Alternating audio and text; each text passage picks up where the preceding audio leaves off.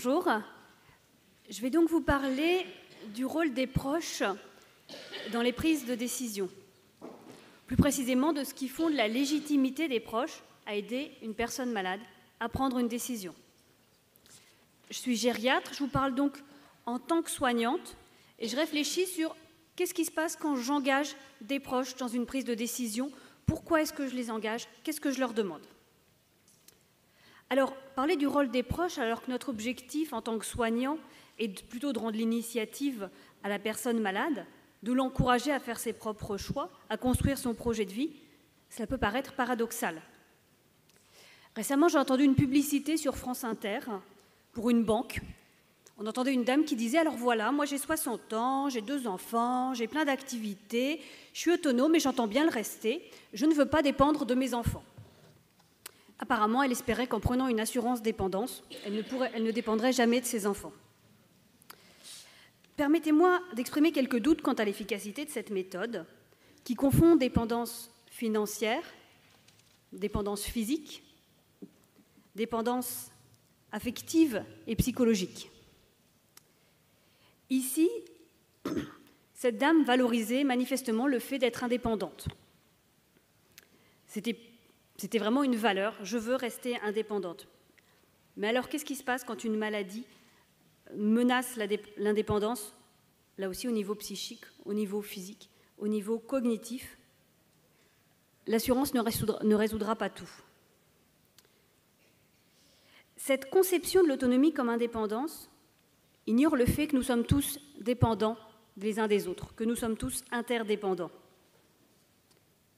D'abord, nous sommes dépendants de la société dans laquelle nous vivons. Personnellement, je ne suis pas très douée en chasse ni en cueillette. Je compte donc sur d'autres pour me nourrir. Au-delà de l'aspect purement alimentaire, je suis dépendant de votre regard, de votre écoute pour me sentir exister. Aujourd'hui, je suis servie. Lorsque je pose un choix, je ne le pose pas comme si j'étais un individu libre et isolé, libre de toute attache. J'ai des parents, j'ai des enfants, j'ai des collègues de travail.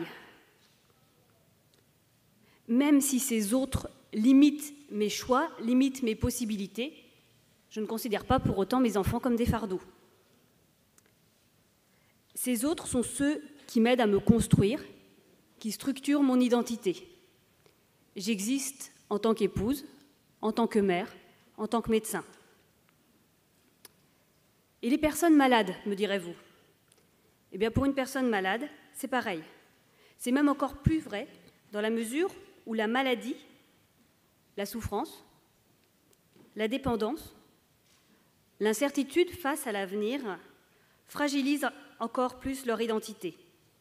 J'étais quelqu'un d'actif, j'étais quelqu'un de dynamique, j'étais quelqu'un de serviable, et maintenant, regardez, je ne sers plus à rien. Les personnes malades souffrent en plus de stéréotypes, parfois liés simplement à leur âge, parfois liés à leur maladie, à leur dépendance, et ces stéréotypes diminuent la confiance qu'elles peuvent avoir en elles. Maintenant, je ne peux plus vivre seule, je ne peux plus avoir cet engagement associatif, je ne m'en sens plus capable. Le rôle des proches est alors encore plus important pour sécuriser la personne dans son identité, pour lui dire « tu restes ma mère ». Tu restes ma femme, tu restes ma fille, mon amie. Le regard des soignants est aussi particulièrement important dans la mesure où si une personne, du fait de sa maladie, est isolée du reste de la société, les soignants représentent ce que la société lui apporte, représentent le regard de la société, le soutien de la société. Lire le respect dans le comportement des soignants est alors ce que la société peut apporter à ces personnes pour les soutenir. L'identité d'une personne est donc par nature relationnelle. J'existe dans un réseau de relations, par mon réseau de relations, et ce réseau m'aide à vivre. Là, je vais prendre un petit peu de distance par rapport à ce qui a été dit ce matin. Je ne pense pas que la maladie d'Alzheimer constitue une panne de réseau.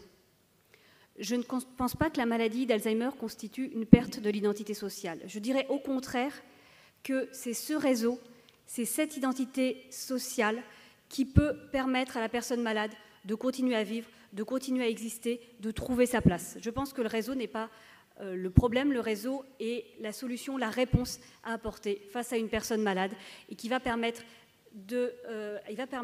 à sa personne de garder son identité en se mobilisant. L'identité est relationnelle, ça signifie que l'autonomie est relationnelle. L'individu indépendant faisant ses choix autonomes sans tenir compte de la vie de l'entourage n'existe pas. L'autonomie est relationnelle, l'autonomie est aussi contextuelle. Tous les choix ne sont pas possibles. Les choix que je peux faire dépendent de mon milieu social, de mon milieu culturel, dépendent de mes possibilités financières, dépendent aussi des stéréotypes que j'ai peut-être intégrés et qui vont limiter le champ des possibles. Si je suis pauvre et isolée, globalement, je ne vais peut-être pas avoir beaucoup de choix. Et c'est là on parlait de créativité tout à l'heure, c'est là que les soignants ont aussi un rôle, c'est là que l'entourage a aussi un rôle pour essayer d'élargir les choix possibles, de proposer de nouvelles options et de ne pas réduire la personne à un choix binaire. Cette réflexion un peu théorique nous aide à comprendre le positionnement que peut avoir un proche dans une prise de décision. Je vais distinguer ici 3 situations où un soignant va s'adresser au proche pour lui demander de participer à une prise de décision. La première situation est peut-être la plus simple, mais est finalement pas si fréquente. Je demande au proche, en particulier au conjoint ou à l'enfant, de décider pour une personne qui est totalement incapable d'exprimer un choix. Encore faut-il réfléchir à ce qui fonde cette légitimité. Parfois, il y a un fondement légal si cette personne est tuteur à la personne, ou pour une décision de soins si cette personne a été nommée personne de confiance. Parfois, il n'y a pas de fondement légal et cette légitimité est alors plus fragile.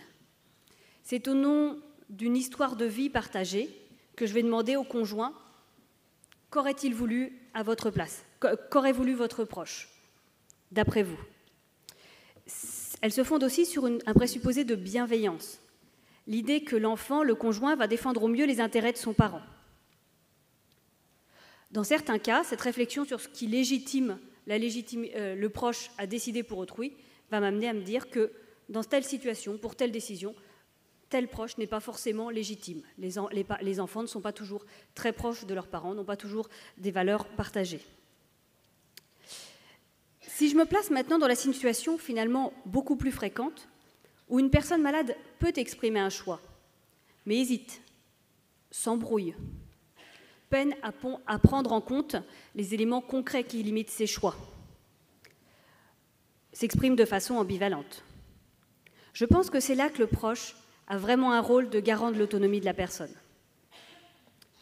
Il peut aider la personne malade dans sa prise de décision. Il peut la conseiller. Il peut décrypter ce qu'elle exprime de façon parfois paradoxale, parce qu'il la connaît bien, parce qu'il passe du temps avec elle, parce qu'elle lui fait confiance. Si on réfléchit en termes d'autonomie relationnelle, il serait absurde de reprocher à l'aidant son pouvoir d'influence sur la personne. Cette influence est réelle, mais parfaitement légitime. Une personne âgée peut ainsi choisir d'aller en maison de retraite pour rassurer ses enfants. En tant que soignant, je peux penser qu'elle a tort, mais cela ne l'empêchera pas de privilégier ce qu'elle considère comme l'intérêt de sa famille.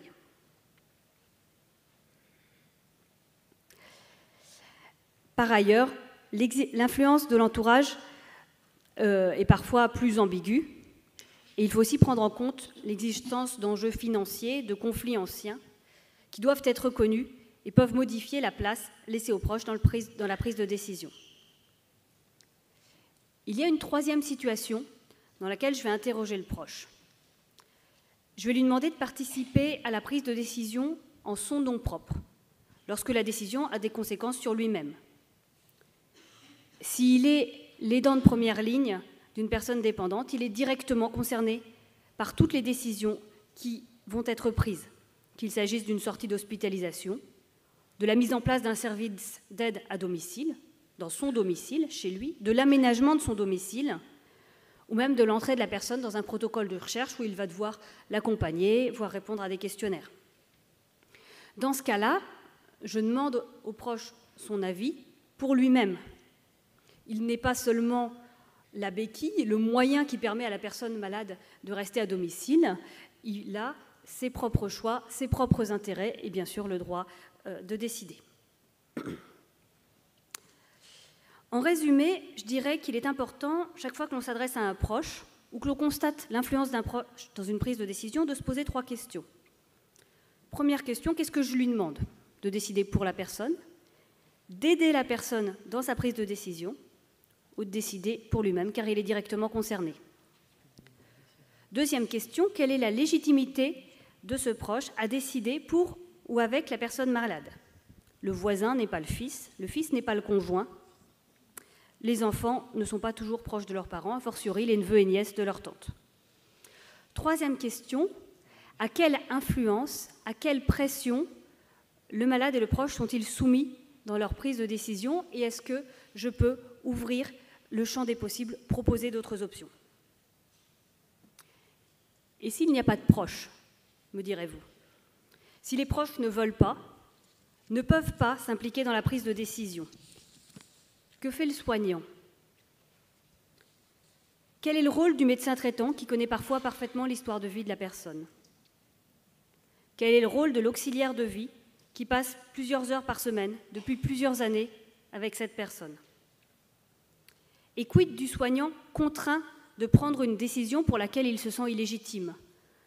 Par exemple, une auxiliaire de vie arrive, la personne âgée n'est pas bien, elle ne veut pas qu'on appelle le médecin. Soit l'auxiliaire de vie appelle le médecin contre le gré de cette personne, soit elle ferme la porte, elle s'en va et elle espère qu'elle retrouvera cette personne demain. C'est des décisions contraintes. Tout le monde sera d'accord pour dire que ce n'est pas à l'auxiliaire de vie de prendre cette décision. Mais ce jour-là, dans cette circonstance-là, il va falloir qu'elle prenne une décision. Pour conclure. Oui, je conclue. Pour Sally Gado, le soignant peut alors choisir de s'engager dans sa relation à la personne au-delà de ses seules compétences soignantes, en mobilisant ses propres valeurs, sa propre histoire de vie. L'enjeu est alors pour le malade et pour le soignant de trouver ensemble un sens à cette histoire partagée, de construire ce que Gado appelle un abri dans la tempête, un abri fragile, un abri inconfortable, mais un abri qui permet aux soignants et aux soignés d'échapper au non-sens, d'écrire ensemble une histoire commune. Je vous remercie de votre attention.